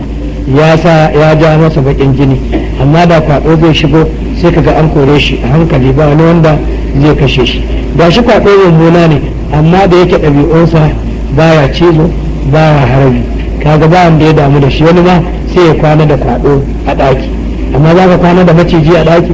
kaga ko kusa don haka ɗabi'unka nagari su ne kai haka Ahmad Shauki ke cewa innamal ulumul akhlaqu ma baqiyat wa in hammu zahabat akhlaquhum zahabu al'umma dabi'unta nagari wanda take dabi'antuwa da shi shine al'umma in al'umma ta take ba ta da tarbiyya ba ta da hali nagari to ita al'umman koda tana nan ba ta nan to don haka gashi nan an ki ka zo kana cin abinci a kishingide kana kwanci akan ainihin wani fulanka ka kishingide kana jefa noma ka kuma ainihin makale kafanka a sama kana shingide irin alhaji ne ba ni da damuwa ba ni da matsala irin cin abincin alhaji ka kama ƙasa wai shi alhaji ba shi da matsala Allahu akbar ta alhaji baka da matsala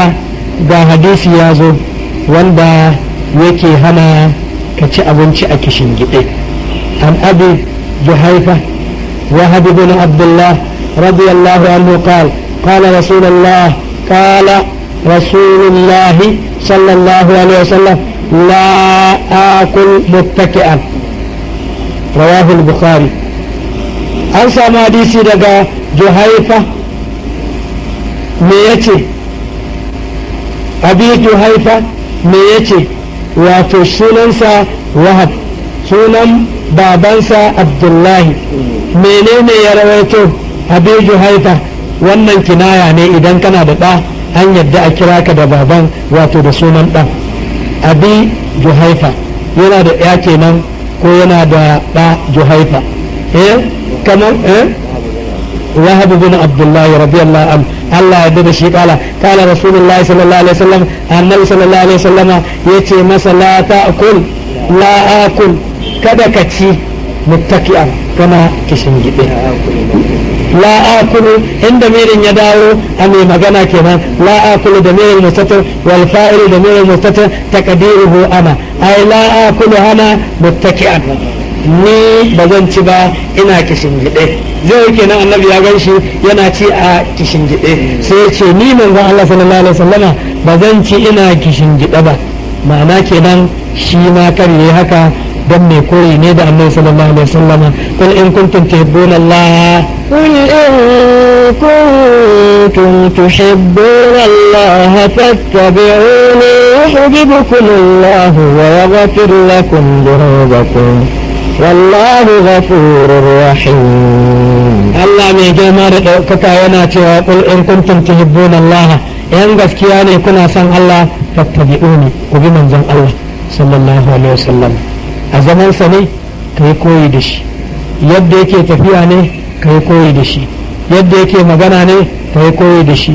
yadda yake ci ne kai koyi da shi, yadda yake sha ne kai koyi da shi, yadda yake bacci ne kai koyi da shi. In kuntum tuhibbuna Allah fattabi'uni, in kuna so Allah ya so ku bi ni, fa yaghfir lakum dhunubakum yuhibbukum Allah. Wannan sai ya zama Allah ya so ku. San manzon Allah yana jawo ma sallallahu alaihi wasallama, yana jawo ma Allah ya so ka, sai Allah ya so ku wa yaghfir lakum dhunubakum, kuma ya gafarta muku laifuffukan ku. San manzon Allah yana sa a gafarta mutum laifinsa baki ɗaya. Bayan haka kuma Allah dan Allah mai yawan gafara ne mai yawan jin kai. Ya muslimun tadda'i al-islam majjana Allah aqamta ala da'awaka burhana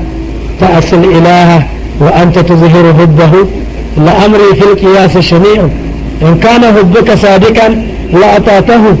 innal muhibba liman yuhibbu muti'u. yace ya muslimun tadda'i al-islam majjana, ya kai musulmi kana raya musulunci ne a baka kawai. Annabi sallallahu alaihi wasallama ya ce kar a ci da hannun hagu, kana ci da hannun hagu. Annabi sallallahu alaihi wasallama ya ce in zaka ci abinci ka yi bismillah, kai kuma in zaka ci abinci baka bismillah. Annabi sallallahu alaihi wasallama ya ce in zaka ci abinci ka ci abincin da ke gabanka, kai kuma kana cin abincin da ke gaban abokinka. Ya musulmin taddarin islam majjana, shin kana raya musulunci ne kawai haka sidda? Allah hakanta ala da awaka burhana, shin ka tsaye da dalili da zai nuna sanka da yaddanka da Allah ko sanka da san manzon Allah sallallahu alaihi wasallama?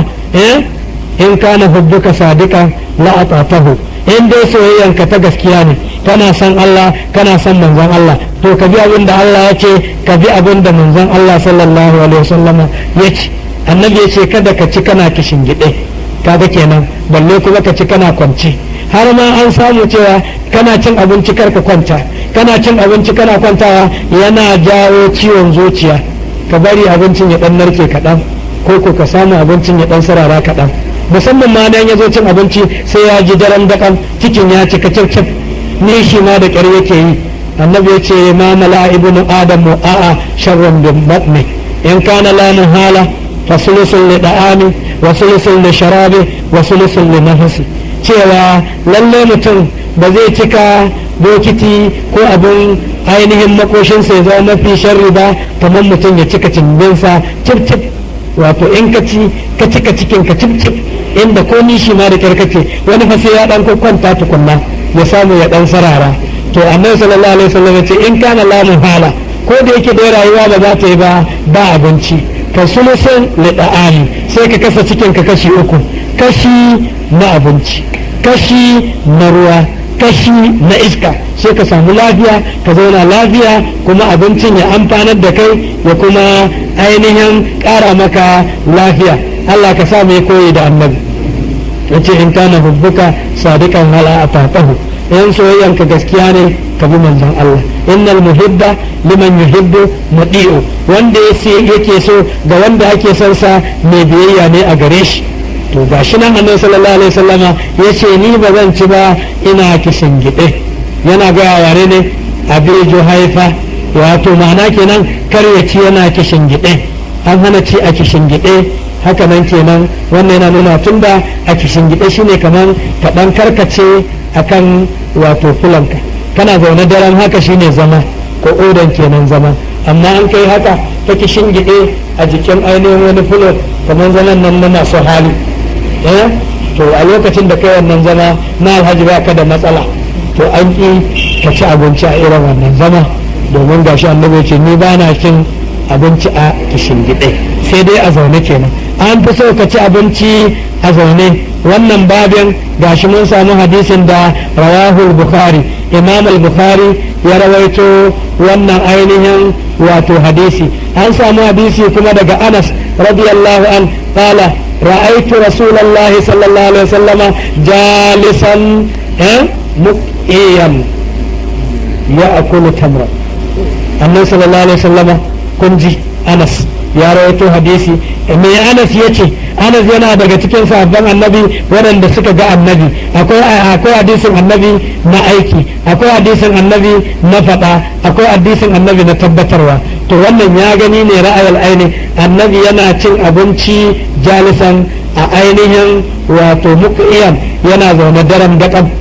a ina ba a kishin gide ba ya akulu tamra yana cin dibino kaga dibino ai kana iya ci a kishingide tunda ba to bane kila ya bata maka riga ba miya bane kila ya dame ka domin a kishingide zai ka dauko noma ta fadi ta bata riganka kaga ka samu kure shi yasa ake so ka ci a zaune to amma kila wani ya ce kaman dibino ba damuwa kaman gyada ba damuwa kaman alewa ba damuwa kaman rake ba damuwa kaman abubuwa dai da ake ci kanana sai hadisi ya zo cewa ya ga Anas ya ga Annabi sallallahu alaihi wasallama yana cin dibino ma amma yana zaune daren dakan tukunna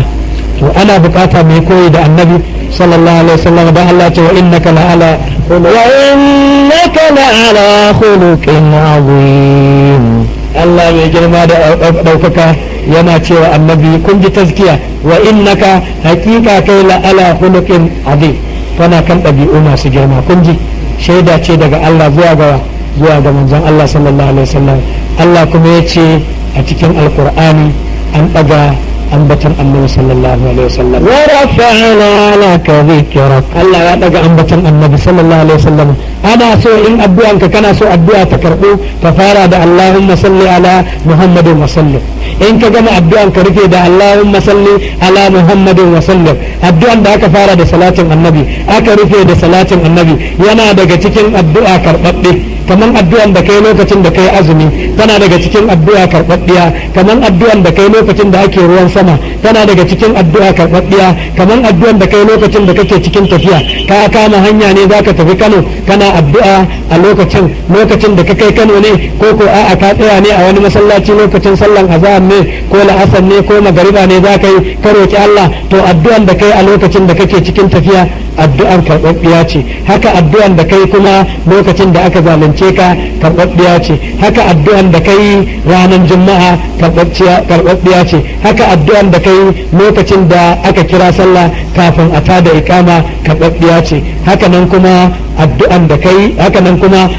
ka fara da Allahumma salli ala Muhammadin wa sallam sai ka roki Allah ka san ina da bukatan dukiya Allah ka san ina da bukatan jari Allah ka san ina da bukatan aure Allah ka san ina da bukatan gida Allah ka san ina da bukatan mota Allah ka san ina da bukatan kaza sai ka fara da Allahumma salli ala Muhammadin wa sallam da ka gama kuma sai ka rufe da Allahumma salli ala Muhammadin wa sallam to nan addu'a karɓaɓɓiya ce to gashi kuma tunda Allah ya yabi annabi ya kuma daga darajarsa ya kuma ce mu koyi da shi yana jawo mutum rahama koyi da shi yana jawo mutum gafara koyi da shi yana jawo mutum yardan Allah to annabi ya hana ka ci abinci a kishingide babul istihbabul akl bi salasa ashabi wa istihbabul la'qil asabi wa karahiyati nasiha qabla laqiha wa istihbabul la'qil fas'ah وأكذ اللقمة التي سقط منه وأكلها وجواز مسيها بعد اللعق بالسائط والقدم وغيرهما wannan babi ko daga babu laifi ga shi ma an samu annabi sallallahu alaihi wasallam ya sa an ya uku haka ya ci wani abincin da ya gama ci sai ya tsotse hannunsa wannan babu yana magana ne akan ya halatta in abinci ne kana ganin cewa kar ka sa hannunka gaba ɗaya karancin ruwa wajen wankewa ko kar ka sa hannunka ya zama hannunka gaba ɗaya ya shiga cikin wannan ƙwarya ko ya shiga cikin wannan miya ko ya shiga wannan abinci ba abin da yake bukatan bane a sa hannu gaba ɗaya sai ka ɗan sa ɗan yatsa sai ka ɗebo sai ka sa to wannan babu laifi ga babin hadisi ya zo annabi da kansa ya ci da ɗan yatsu uku kuma ana so ka siɗa hannunka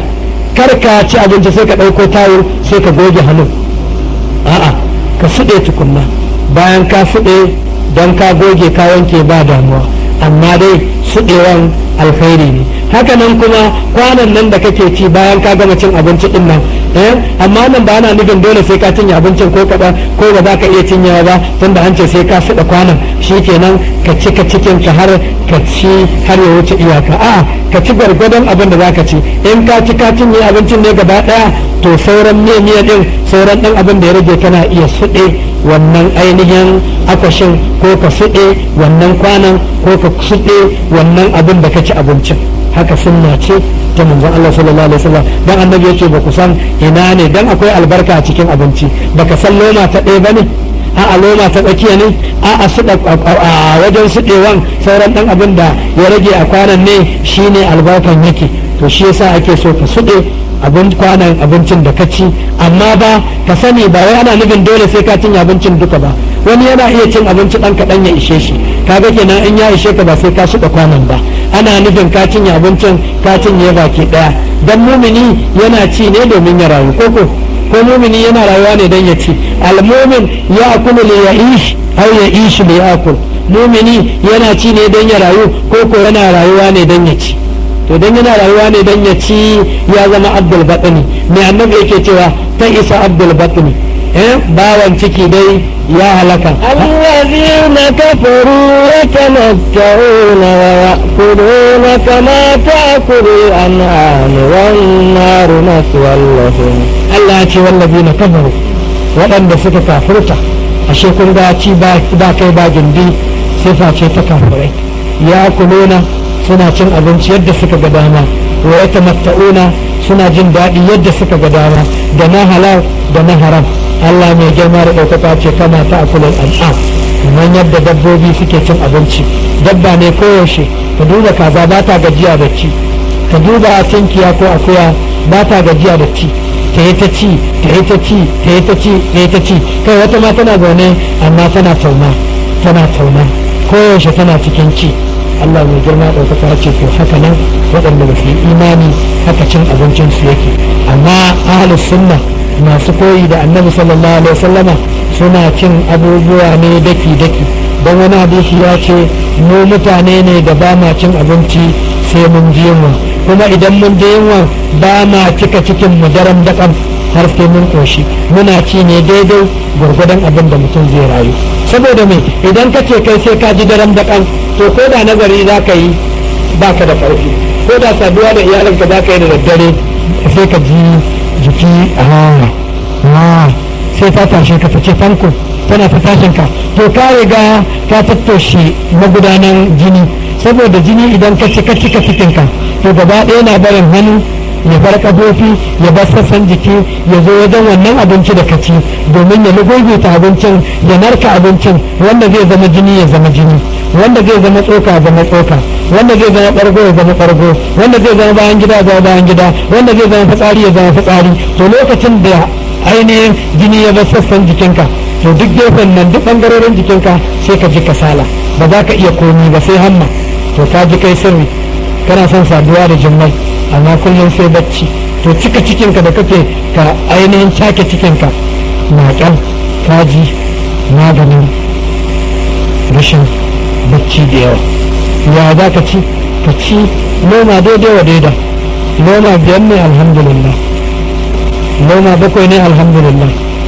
wani ce ni da abinci na ci noma bakwai a ne sai na ji inda kawai na ji ciki na daren bakan to ba dai babu yana magana akan cewa ana so ka ci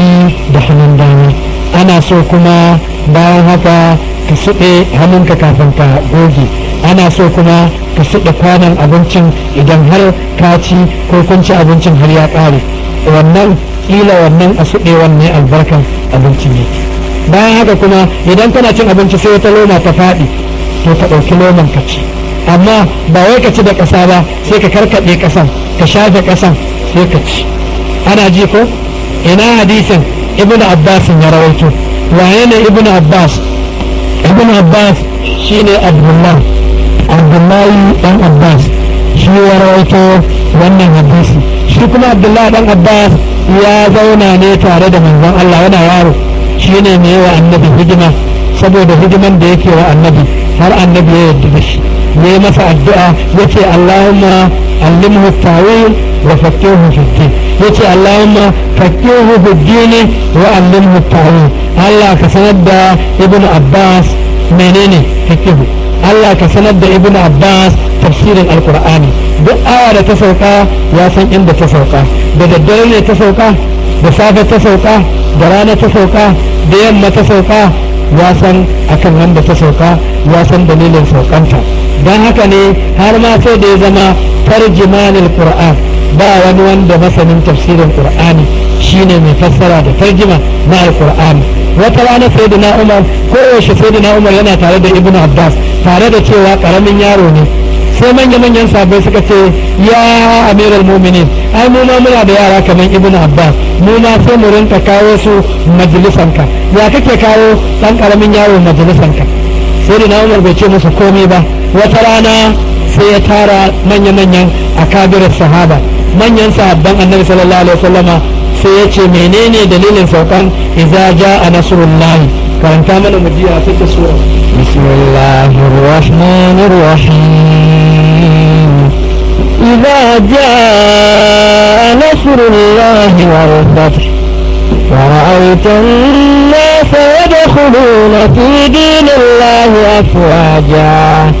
فسبح بحمد ربك واستغفره إنه كان توابا wannan sura idza jaa nasrullah idan taimakon Allah ya zo wal fathu da buɗi an ce buɗin maka ne wa ra'aita an-nasa zaka ga mutane yadkhuluna suna shiga fi dinillahi addinin Allah musulunci kenan afwajan jama'a in ka ga haka fa salli li rabbika kai sallah ka sarkake ubangijinka ka roƙi gafaran ubangijinka mai yawan gafara ne sai da na umar ya ce me dalilin saukan wannan aya sai an bace sai tambayi wannan babban sahabi sai ce ai ta zo ne tana nuna buɗi da nasara na musulunci sai a tambayi wannan babban sahabi me ka sani akan idza jaa nasrullah sai ce ta zo ne domin ta nuna yawan al'umma za su shiga musulunci kai menene ka sani akan idza jaa nasrullah yace ai tana nuna musulunci zai gama duniya baki ɗaya kai menene ka sani akan idza jaa nasrullah kowa ya faɗi abin da ya fahimta a idza jaa nasrullah sai ya bari ƙarshe sai dina wato ibn Abbas sai ce ibn Abbas me ka sani dalilin saukan idza jaa yace to ni kan naji annabi ya ce dalilin saukan wannan aya nazalat litadullu ala qurbi ajli rasul sallallahu alaihi wasallam ta sauka ne don ta nuna kusancin rasuwan annabi yayi Allahu akbar sayyidina Umar yace to ni ma abin da naji annabi ya faɗa kenan lokacin da suran ta sauka cewa to na fa gama zamana na duniya yace to kun ji dalilin da yasa sayyidina kun ji dalilin da yasa Abbas ko shi nake tare da shi ba wani yana cewa sagirun lahu ilmin na alkubara ba yaro da ilimi yana tare da manya kabirin bila ilimin na asugara babba kuma ba ilimi yana tare da yara yana gata nan ku tatsuniya to kun ji ibn Abbas shi yasa inda aka ce ibn Abbas ka yadda saboda ya san abin ne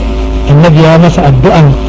hadda ya masa addu'an fikihu ya masa addu'an sanin tafsirin alqur'ani dan haka kenan shi ya rawaito wannan hadisin kai babansa ma Abbas an ce tsakaninsa da annabi shekara 3 amma Abbas yana girmama annabi sai ne ce ai kai ne wansa ko baka sani bane ka girme shi ya ki kake girmama shi yace walittu qabla rasul walakin rasulu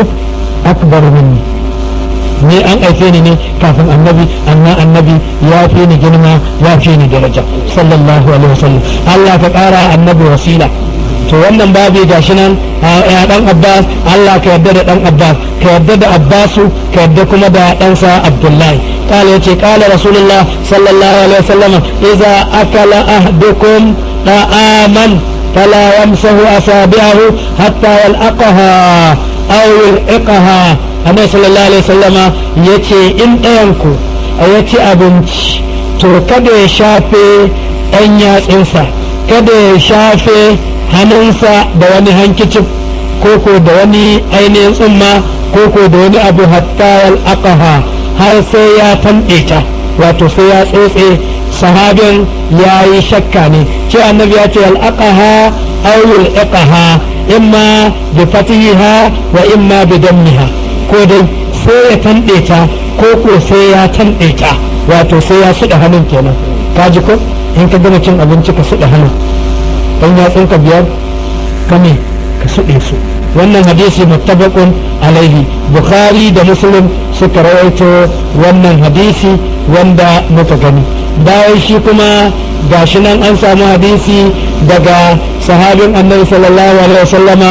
wanda ake kiransa Ka'b ibn Malik radiyallahu an Allah ka yarda da shi kala ra'aytu rasulullahi sallallahu alaihi wasallama ya'kulu bi thalatha asabi' fa idha faraga la'iqaha rawahu muslim. yace naga wato Ka'b ibn Malik yace naga annabi sallallahu alaihi wasallama kala yace ra'aytu rasulullah naga manzon Allah sallallahu alaihi wasallama yana ci da ɗan yatsu uku. wannan kenan ya nuna idan aka kawo wani abin da kake ganin cewa ba za ka sa ɗan yatsunka biyar ba gaba ɗaya ainihin uku za su ishe ka, kuma wannan an saba kamar wani abu an za ka ɗanɗana kaga mutum yana iya sa wani ma da ɗaya yake sa wani da biyu, kaga kana iya an za ka ɗanɗana wani abu ka sa uku. dan ga shi Ka'ab ibn Malik ya ga annabi ya sa ɗan yatsu uku kuma ya ci wannan abinci, kuma da ya ga mutum sai ya tanɗe ya suɗe waɗannan yatsu guda uku. kaga yana nuna mana cewa babu laifi ba wai sai ka sa hannunka gaba ɗaya ba, amma idan ɗanɗanawa ne ko kana so ba ka so ka ci abin da yawa ko dai haka kake bukata waɗannan yan yatsu naka ko da ciwo ne ko da damuwa to babu laifi kana iya sa wannan yatsu uku ɗin ka ɗauko abin ka ci dan annabi ya yi haka sallallahu alaihi wasallam. kuma ya suɗa hannu, wannan yana nuna yana daga cikin sunna ta manzo sallallahu alaihi wasallama kafin ka wanke hannunka ko ka goge hannunka ka suɗa hannun. عن جابر رضي الله عنه عن سماديس دق جابر رضي الله عنه أن رسول الله صلى الله عليه وسلم أمر بلعق الأصابع والسهفة وقال إنكم لا تدرون في أي طعامكم بركة رواه مسلم. عن سماديس دق جابر الله كيدد جابر صحابي النبي أن رسول الله أنزل الله صلى الله عليه وسلم أمر من سيد أمرتا ما a tanɗe hannu a suɗe hannu ba hannu kawai ba a suɗe kwanan da aka ci abinci ko a suɗe akwashin da aka ci abinci ko a suɗe ƙwaryan da aka ci abinci. wa ƙala sai annabi sallallahu alaihi wasallam ya ce dalili da za a suɗe wannan ƙwarya da aka ci abinci innakum ai ku la tadruna ba ku sani ba fi ayyi ta'amikum albaraka dan ana sa albarka a cikin da abinci. shin noman farko ne ita ce albarkan ke cikin ta? shin noman tsakiya ne albarka ke cikinta? a noman ƙarshe ne albarkan ke cikinta? a wannan abin da ya rage na jikin wannan kwano ko akwashi shine ko ƙwaryan shine albarkan ke ciki? ka cinye abincin ka bar albarka can an jima sai ka daɗa jin yunwa. a'a kamar ka shafa kan mota sai ka ji cikin ba komi. don me? don abincin da ka ci ba albarka. amma idan abinci da albarka in ka ci sai ka ji ya ishe ka,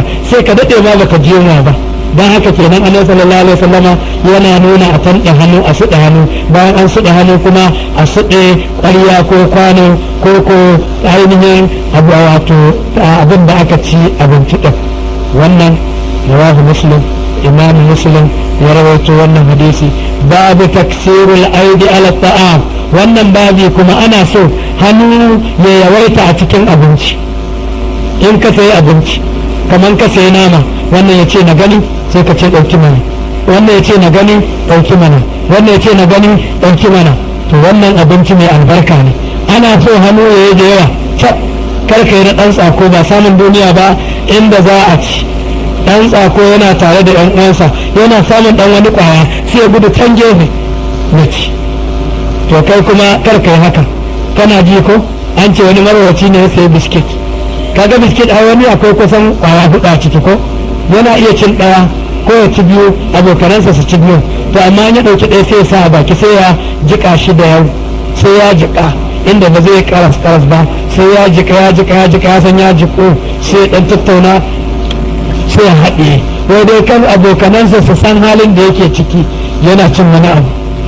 to kaji a ko ba cikin duhu ba ne ai zai iya sa ya rinka mamula baki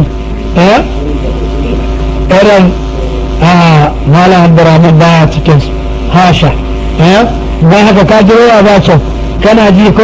ka zama mai kyauta wa man yuka sha nafsi ومن يوق شح نفسه فأولئك هم المفلحون ومن يوق شح نفسه وندي جنة هي الرنسة فأولئك هم المفلحون ومن سنة ناسو بالضربوا الله كسامة cikin nasu بالضربوا ku daina ruwa zai sa ‘ya'yanka su ƙiƙa ruwa zai sa matarka ta ƙiƙa ruwa zai sa abokananka su ƙiƙa kana da wadata kana da abin amma sai an roƙe ka ai ko ba roƙe ka ba ko baka bayar da yawa ba da hannau gara min nan wani zai ce ai dan kaɗan ne na so sai na samu mai yawa a'a min nan din ma kaɗan minna masa an samu mai yawa sai ka bada mai yawa amma kai ka zama marwaci wallahi an ka zama marwaci matarka ma sai ta rinka cewa yaƙi mutuwa ɗanka sai rinka cewa olma ko tafiya kai ka je kunne za ka dawo ko ka je barikin lari za ka dawo ko ka je kano za ka dawo ko ka je abuja za ka dawo ko ka je maiduguri za ka dawo ko ka je bauchi za ka dawo ɗan sayo rake daga hanya ka kaya iyalanka baba oyoyo soyo lemo ka kaya iyalanka ko mi kankantan abu soyo tsaraba wannan yana ƙara soyayya wa 'ya'yanka in ka yi tafiya sun san baka nan kila za ka zo musu da wani abu kar ka da a baba ka dawo ne ka da na dawo wallah sanda zuwa baba yara sai su ci gaba da ainihin wasa ka ɗan yi musu tsaraba ko mi kankantan abu ko na naira 50 ne ko na naira 100 kar ka yi ruwa tana ƙara albarkar rayuwa wanda ya yaƙi ruwan ransa wannan shine wanda yake mai rabo kuna ji ko ana so abinci hannu ya waita a ciki ka sayi tsokanin a ka sayi namanka ko abincinka an kawo an fitar da shi wannan ya ɗora hannu karka ce to ni na ce ku ci ya haka a an abu hurairah radiyallahu an samu hadisi daga baban hurairah Allah ka yarda da abu hurairah shine Abdurrahman bin Sakhr ad-Dawsi Allah ka yarda da shi قال رسول الله صلى الله عليه وسلم طعام الاثنين كافي الثلاثة abincin da mutum biyu za su ci idan mutum uku suka ci zai ishe su kun ga hannu ya waita kenan ko bai waita ba ya waita da yan yatsu 10 ne yanzu sai zama yan yatsu 15 kowa yana da yatsu 5 wannan nasa 5 wancan 5 ko biyu ne da abincin na mutum biyu ne aka fito sai ga wani dan uwa ya zo kai ku ce jira mu gaba cin abincin mu zo sai a sannu Allah ya sa da rabonka ka zo daidai ka iya zuwa sa hannu kana ji ko kai kuma mun karanta a babin baya in abokinka ka zo wajensa ya ce ma bismillah in kana azumi sai kai masa addu'a ce Allah ya albarka wannan abinci naka in ba azumi kake ba ko loma ɗaya kar ka ce ni na ƙoshi ko loma ɗaya ka yi ka sa albarka in ka ci sai ka ce Allah ya saka da alkhairi kana ji ko kada ce bismillah ka ce ni kan na ƙoshi hadisi ya zo na cewa lallai ne in mutum ya gayyace ka wajen cin abinci idan sai ka zo kana azumi to sai ka yi masa addu'a Allah ya saka maka da alkhairi Allahumma aɗi fikan halafa Allah ka bawa mai ciyarwa menene ninki ba ninkin abin da ya ciyar Allah ya ninninka maka lada Allah ya albarka wa abincinka in kana azumi kenan in baka azumi kuma ko da kaɗan ne ka ci to kun ji annabi sallallahu alaihi wasallam ya ce abincin mutum biyu zai ishi mutum uku wa ta'amu salasa abincin mutum uku kafin arba'a zai ishi mutum hudu muttafaqu alaihi to ina amfanin yin ruwa babu tunda abincin Allah yana yalwata shi yana ƙara shi to don haka wannan hadisi yana cewa Jabir radiyallahu anhu qala سمعت رسول الله صلى الله عليه وسلم ناجي النبي صلى الله عليه وسلم هنا يقول هنا طعام الواحد كاجي kar wani ya ce ai da biyu aka fara ni na ni kadai na wani da haka abincin mutum daya ba zai isa mutum biyu ba can abubuwan da ya rawaito da'amul isnani kafin salasa da'amul salasa kafin arba'a jabir kuma ya rawaito yace sami'tu rasulallahi sallallahu alaihi wa sallam yaqul yace naji annabi sallallahu alaihi wasallam yana cewa da'amul wahid abincin mutum guda yakfi isnayn zai isa mutum biyu su ci wa da'amul isnayn yakfi al-arba abincin mutum biyu mutum hudu suna iya ci Allahu akbar wa da'amul arba'a abincin mutum hudu yakfi 8 mutum 8 za su ci su koshi Allahu akbar Allah ka ba mu daman gayyatan yan uwa su ci abincin mu, gayyatan yan uwa su ci abin da muke ci. A daina rawa Alhaji Ɗanladila daman ba yi Alhaji Ɗanladi mai kasar, to Allah ya sa albarka. Ina sula ta gabab a daina rawa, ina na idansa ba lafiya Allah warkar da shi, a daina rawa dai. Ina kuma Alhaji Ma'azu ɗan tara ko, don haka a daina rawa. Kun ji abincin mutum ɗaya zai ishi mutum biyu, abincin mutum biyu zai ishi mutum hudu, abincin mutum hudu zai ishi mutum takwas. Za mu dakata,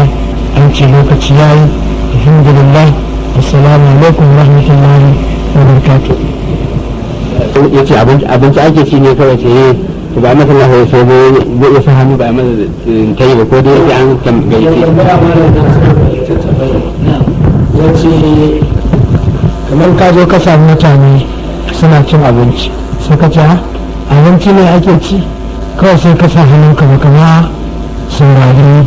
suna izini ba domin ko baka san kowa ba ka san abincin ka sa hannu shi ne ji tambaya to ba laifi yin hakan ko gaskiya bisa dai dukkan tarbiyya da kyawawan dai mu'amala tun da na wani ne yana da kyau sai an maka izini, saboda walima ma an ce rannan mun karanta a baya idan aka tafi cin abinci akwai wani larabawa suna shirya cin abinci su ce yau ba ka ci abinci a gidanmu kamar yadda ake buɗe baki. To an kira annabi sallallahu alaihi wasallam sai wani saboda yana so ko shi yana tare da annabi annabi ya kira su mutum biyar ne sai wani na shida ya biyo su, sai annabi sallallahu alaihi wasallam da ya zo sai ce ga mu biyar ka kira mu amma nan ya biyo mu, wannan daman ka ne an kaga dama kana iya yadda kana ba su isa haka ne na gode ba su biyar bane su hudu ne, to shi sai zo na biyar sai annabi sallallahu alaihi wasallam sai ya ce to ga shi wani ya rako mu, in ka ga dama kana iya masa izini, in ka ga dama ko ba damuwa kana iya hana shi tunda ba a gayyace shi ba. kaga kenan ba a gayyace ka ba kai ka ce ya ce ai na san tuwo din, to kai riga malam masallaci sai da izinin mai abu, ko da zai cinye mai maka izini ba to ba za ka ce ya cuce ka ba, sai dai an so a ce a yawaita hannu tunda Allah yana ƙara albarka. Abincin mutum biyu zai ishi mutum uku, an ce ma abincin mutum hudu zai ishi mutum. Bana inna sami'na munadi yunadi lil imani an aminu bi rabbikum fa amanna فاغفر ربنا فآمنا فاغفر لنا ذنوبنا وكفر عنا سيئاتنا وتوفنا مع الأبرار. wannan dattijo da yake tare da malai ke ja masa baki Allah kara masa albarka ya kara masa iyali, yana da wasu bukatu Allah ka biya masa wayannan bukatu, wayannan shekaru nashi masu yawa Allah ka sanya albarka a ciki. ربنا وآتنا ما وعدتنا على رسلك ولا تخزنا يوم القيامة إنك لا تخلف الميعاد. سبحان ربك رب العزة عما يصفون وسلام على المرسلين الحمد لله. فلم يشركوا بالله شيئا وذكروا الأشياء فخرج عليهم رسول صلى الله عليه وسلم فأخبروه فقال هم الذين لا يسترقون ولا يقتوون ولا يتطيرون وعلى ربهم يتوكلون. فقام أكاشة بن محسن فقال ادعوا الله أن يجعلني منهم، قال أنت منهم. ثم قام رجل آخر فقال ادعوا الله أن يجعلني منهم، قال سبقتك بها أكاشة. kun ji wannan hadisi mai ɗumbin falala mai ɗumbin girma. Wancan ya ce ya yi tofi, sai tambaye shi me dalili, sai ce ga dalili ba a tofi sai kambun baka ko wanda kunama ta cije shi, sai ce to wannan hadisi da ka faɗa haka ne, amma ni kuma na ji hadisi daga wajen ibnu Abbas. Kun san ibnu Abbas yana daga cikin wanda annabi sallallahu alaihi wasallama ya yi masa ainihin addu'a, me yake masa Allahumma faqihu fi dini wa allimhu ta'wil, cewa ya ubangiji ka fahimtar da shi fiqhu ka kuma sanar da shi addini. kun ji to daga nan ibnu Abbas sai zama faqihi, bayan faqihi ya zama masanin tafsiri. shi yace to ni kan hadisin da naji ga yadda yake, annabi sallallahu alaihi wasallama ya ce uridat alayyal umam, an bujiro min da al'umma, fara'aitu nabiyya ma'ahu rahadu, sai na ga wani annabi tare da mutum tara. in aka ce rahadun laraba suka ce daga 1 zuwa 9 bai kai 10 ba, an nuna mun annabi tare da mutum 9 wan nabiyyu ma'ahu rajulun wa rajulani an nuna min wani annabi da mutum uku kacal ga mutum biyu a wannan bangare ga mutum ɗaya a wannan bangare su hudu kenan ga mutum uku ga shi annabin na hudu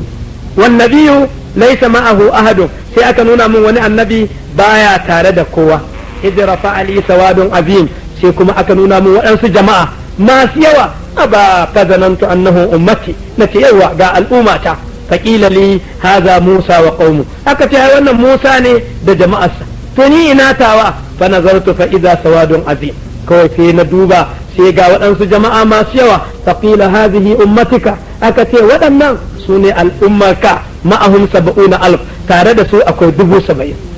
me za su yadkhuluna aljannata da ghairi hisabin wala azab za su shiga aljanna babu hisabi babu azaba summa nahada fa dakhala almanzil sai annabi ya miƙe sai ya shiga gida fa khada an-nasu fi ulaika sai waɗannan mutane suka yi ta tattaunawa suka kutsa cikin su canke-canke suka yi ta faɗa wannan ya faɗi abin da yake tunani wannan ya faɗi abin da yake tunani kai kaɗan ma daga ciki me ya faru ulaika fa qala ba'duhum shashi suka ce su ne waɗanda kala allal ladina sayyibu rasul sallallahu alaihi wasallam ina waɗanda suka yi zamani ne da annabi ga su ga annabi su ne suke da wannan falala qala ba'duhum waɗansu kuma suka ce mu kan muna ganin kala Allah allazina wulidu fil islam ina waɗanda aka haife su ne suna musulmai domin kun ga yawancin sahabbai duk musulunta suka yi amma kamar su ibnu abbas kaga shi suke da bai duk musulmi kamar ibnu umar kamar su ibnu da dai sauran ibnu da ake cewa su iyayen sun musulunta suka haife su a ina a musulunci kila su ne 70,000 din nan sai ne kuma zakarul ashiya suka yi dai ta ambato abubuwa fa kharaja alaihim rasul suna cikin tattaunawa sai ga annabi ya fito fa ahbaru sai suka ce ya rasulullah ai mun yi ta kacinci mun yi ta kokarin mu gane su wane ne 70,000 din nan wane ya ce kaza wane ya ce kaza wane ya ce kaza annabi ya ce ina ai ba ku ci ba humul ladina la yastawquna su ne waɗanda ba sa tofi kun ga wannan hadisin ibnu abbas ya kore tofi kenan kowane iri ko wanda kunaman ta ciza ko wanda aka yi kambun baka domin ya gaya masa wancan hadisi ya ce lallai ya yi kyau amma ni hadisi na ibnu abbas ne in kana so ka shiga cikin 70,000 to gashi nan annabi ya ce humul ladina la yastaquna sune wanda ba sa tofi wala yaktawuna ba sa lalas wala yatatayyaruna ba sa camfi wa ala rabbihim yatawakkalun ga ubangiji suka dogara kawai nan da nan wani ne neman aljanna fa qama sunansa ukasha yace ya rasulullah ud'u Allah an yaj'alani minhum ka roƙa min Allah ya sanya ni cikin 70,000 qala anta minhum annabi yace kana cikin yan aljanna kana cikin 70,000 da ya shiga aljanna ba wani mutum ma ji gara basa kama rajulun sai wani mutum akhar daban yace ya rasulullah ni ma ud'u Allah an yaj'alani minhum roƙa min Allah na zai sani yace sabaqat ka biha ukasha ya riga ka akwai sanarwa abun ma ja'a babi na hudu wannan babi yana magana ne akan khawfu min ash-shirk tsoron shirka Allah yana cewa inna Allah